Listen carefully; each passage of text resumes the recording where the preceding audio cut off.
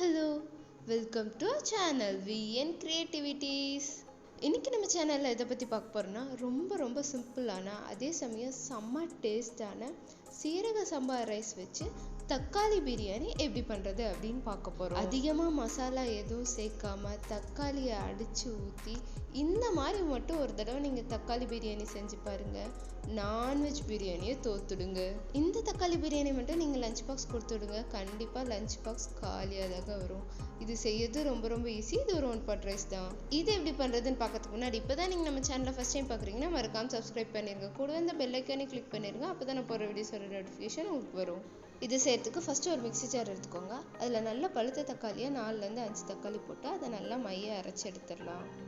அடுத்ததான் நல்லா ஒரு பெரிய வெங்காயத்தை எடுத்து அதை நல்லா ஃபைன் ஸ்லைசஸாக ஸ்லைஸ் போட்டு வச்சிடலாம். இதெல்லாம் அப்படியே இருக்கட்டும். இப்போ ஒரு குக்கரை எடுத்து அடுப்பில் வச்சு அதில் கொஞ்சமாக எண்ணெய் ஊற்றிடலாம். அடுத்ததாக இது கூடவே ஒரு 1/2 டீஸ்பூன் அளவுக்கு நெய் ஆட் பண்ணிடலாம். இது சூடானதுக்கு அப்புறமா ஒரு சின்ன துண்டு பட்டை, 3லேருந்து 4 லவங்கம், ஒரு அன்னாச்சி முக்கு, ஒரு சின்ன துண்டு கல்பாசி, 2லேருந்து 3 மராட்டி முக்கு அண்ட் ஒரு பிரியாணி இலை ஆட் பண்ணிடலாம். இது கூடவே ஒரு 1/2 டீஸ்பூன் அளவுக்கு சோம்பு ஆட் பண்ணிடலாம். இப்போ இதெல்லாம் லைட்டாக பொரிட்டும். அதுக்கப்புறமா 2 ஏலக்காய் ஆட் பண்ணிடலாம். அடுத்ததான் நம்ம கட் பண்ணி வச்சிருக்க பெரிய வெங்காயத்தை இதில் ஆட் பண்ணிடலாம். பெரிய வெங்காயத்தை ஆட் பண்ணதுக்கு அப்புறமா அது இந்த எண்ணெயோடய நல்லா சேர்த்து வதக்கிடலாம். அடுத்ததாக இந்த வெங்காயம் கூடவே ஒரே ஒரு பச்சை மிளகாயை நான் கீரி சேர்த்துருக்கேன். நான் இங்கே காரம் கம்மியாக இருக்கணுங்கிறதுக்காக ஒரு பச்சை மிளகாய் சேர்த்துருக்கேன். நீங்கள் உங்கள் காரத்துக்கு ஏற்ப கூடவோ குறைச்சோ போட்டுக்கோங்க. இப்போ இதெல்லாத்தையும் சேர்த்து இந்த எண்ணெயிலே நல்லா வதக்கிடலாம். இந்த வெங்காயம் நல்லா வதங்கி அதை கலர் சேஞ்ச் ஆகி கண்ணாடி பதம் வரணும். அந்த அளவுக்கு இதை நம்ம நல்லா வதக்கிடணும். இப்போ பாருங்கள், இந்த வெங்காயம் எந்த அளவுக்கு நல்லா வதங்கி அது கலர் சேஞ்ச் ஆகிருக்கு அப்படின்ட்டு. இப்போ இந்த ஸ்டேஜில் நம்ம அரைச்சி வச்சிருக்கு இல்லையா தக்காளி விழுது, அதை இதில் ஆட் பண்ணிக்கலாம். இப்போ இதையும் இந்த வெங்காயத்தோடு சேர்த்து நல்லா மிக்ஸ் பண்ணி விட்டுடலாம். இதை நல்லா மிக்ஸ் பண்ணதுக்கப்புறமா இதில் நல்லா ஒரு கைப்பிடி அளவுக்கு புதினா இலைகளை ஆட் பண்ணிக்கிறேன். கூடவே நல்லா ஒரு கைப்பிடி அளவுக்கு கொத்தமல்லி இலைகளையும் ஆட் பண்ணிவிட்டு அதை நல்லா மிக்ஸ் பண்ணி விட்டுடுறேன். இப்போ இதில் ஒரு 1/4 டீஸ்பூன் மஞ்சள் தூள் உங்களுக்கு வேணும்னா நீங்கள் ஆட் பண்ணிக்கோங்க. நான் இங்கே ஆட் பண்ணல. அடுத்ததாக இது கூட ஒரு 1/2 டீஸ்பூன் அளவுக்கு Kashmiri red chilli powder and 1 teaspoon அளவுக்கு கரம் மசாலா ஆட் பண்ணியிருக்கேன். கூடவே 1 டீஸ்பூன் அளவுக்கு இஞ்சி பூண்டு பேஸ்ட் சேர்த்து அதையும் நல்லா மிக்ஸ் பண்ணி விட்டுடலாம். நிறைய பேர் வெங்காயம் போட்டதுக்கப்புறம் இஞ்சி பூண்டு பேஸ்ட் போடுவாங்க. எனக்கு இதில் இப்படி போட்டால் தான் பிடிக்கும். ஸோ உங்களுக்கு வேணா நீங்கள் மாற்றி போட்டுக்கோங்க.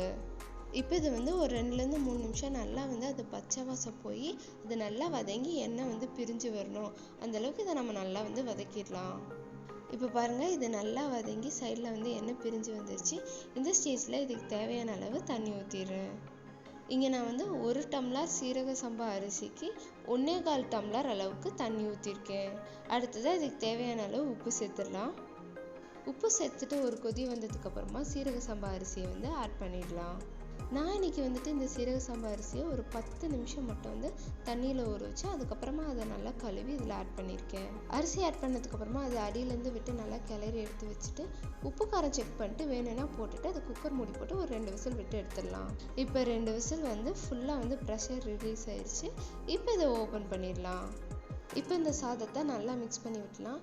ஏன்னா அடியில் சாதம் அப்படியே இருக்கும், மேலே அந்த தக்காளியோட கிரேவிலாம் இருக்கும். ஸோ இதை நல்லா நீங்கள் மிக்ஸ் பண்ணிங்கன்னா தான் கரெக்டாக மிக்ஸ் ஆகும். ஸோ நீங்கள் நல்லா அடியில் இருந்து எடுத்து பார்த்து நல்லா மிக்ஸ் பண்ணி விட்டுருங்க. இப்போ பாருங்கள், மிக்ஸ் பண்ணி விட்டோன்னா எவ்வளோ கலர்ஃபுல்லாக சூப்பராக இருக்குது அப்படின்ட்டு. நான் இந்த கலர் வரணுங்கிறதுக்காக தான் காஷ்மீரி ரெட் சில்லி ஆட் பண்ணியிருக்கேன் அண்ட் மஞ்சள் தூளை அவாய்ட் பண்ணியிருக்கேன். உங்களுக்கு வேணால் நீங்கள் மஞ்சள் தூள் போட்டுக்கலாம். இது சாப்பிடும் போது கிட்டத்தட்ட ஒரு சீரக சம்பா பிரியாணி சாப்பிட்டா எப்படி ஃபீல் ஆகுமோ அதே மாதிரி தாங்க ஃபீல் ஆகும். அவ்வளோ டேஸ்ட்டாக இருக்குங்க இது. இப்போ நம்ம சீரக சம்பா தக்காளி பிரியாணி சூப்பராக ரெடி ஆயிடுச்சு. இனி இதை சர்வ் பண்ணிட வேண்டியதான். இது நீங்கள் சர்வ் பண்ணும்போது மேக்ஸிமம் ஒரு ஒயிட் பிளேட்டில் போடுங்க. அப்போ தான் அதோட கலரை நல்லா தூக்கி கொடுக்கும். சாப்பாடை சமைக்கிறத மட்டும் கவனம் செலுத்தாமல் அதை இந்த மாதிரி ப்ரெசென்ட் பண்ணி கொடுக்கறதுலையும் நம்ம கொஞ்சம் கவனம் செலுத்தினா இன்னும் கொஞ்சம் அதிகமாக சாப்பிடுவாங்க. இதை நம்ம இப்படி ப்ரெசென்ட் பண்ணி கொடுக்கும்போது அவங்க பார்க்கும் போதே டெம்ப்ட் ஆகி அதை நல்லா சாப்பிடுவாங்க. ஒரு வேளை அதை நல்லா இல்லைனாலும் அவங்களுக்கு நல்லா இருக்கிற மாதிரி தோணும். ஆனால் இது உண்மையிலே ரொம்ப சூப்பராக இருந்ததுங்க. நான் இதுக்கு சைடிஷாக சோயா சுக்கா பண்ணியிருந்தேன். அது எப்படி பண்ணுறதுங்கிறத கூட சீக்கிரம் வீடியோவை போடுறேன். இந்த வீடியோவை தக்காளி சாதம் பிடிக்கிற உங்கள் ஃப்ரெண்டுக்கு ஷேர் பண்ணி விடுங்க. நீங்களும் இந்த மறக்காம செஞ்சு பார்த்து எப்படி இருந்ததுன்னு எனக்கு கமெண்ட்ல சொல்லுங்க. இந்த வீடியோ பிடிச்சதுன்னா லைக் பண்ணுங்க, ஷேர் பண்ணுங்க, கமெண்ட் பண்ணுங்க, மறக்காம சப்ஸ்கிரைப் பண்ணுங்க. தேங்க்யூ ஃபார் வாட்சிங். Bye by.